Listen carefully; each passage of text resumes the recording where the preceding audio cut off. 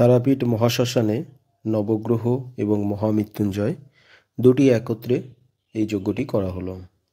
আজকের তারিখ 1/5/2024।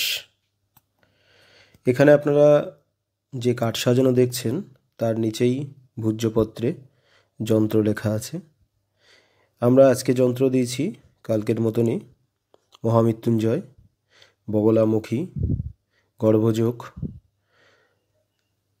দৈবশক্তি লাভের এবং সমস্ত গুণবান জাদুটোনা থেকে মুক্তি পাওয়ার যন্ত্র। যে যন্ত্রটি অটোমেটিক যজ্ঞকুণ্ডে থাকলে আমরা আলাদা করে যদি বাণ নাও কাটি, ওই যন্ত্রের প্রভাবে সমস্ত বাণ, সমস্ত অশুভ কেটে যায়।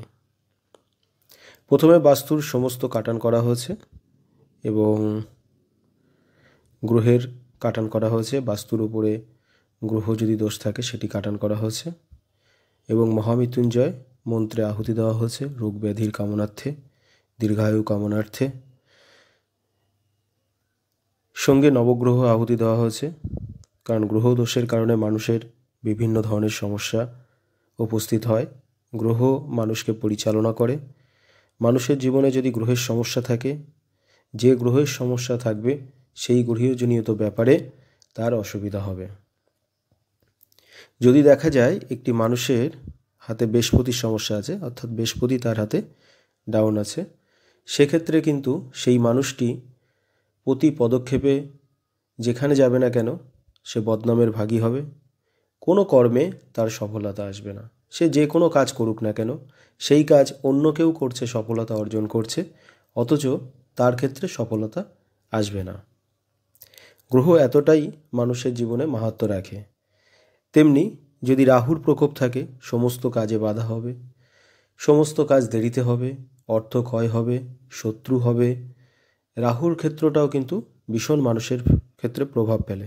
তেমনি কেতুর ক্ষেত্র, রবির ক্ষেত্র, শুক্রের ক্ষেত্র, চন্দ্রের ক্ষেত্র, প্রতিটা গ্রহ।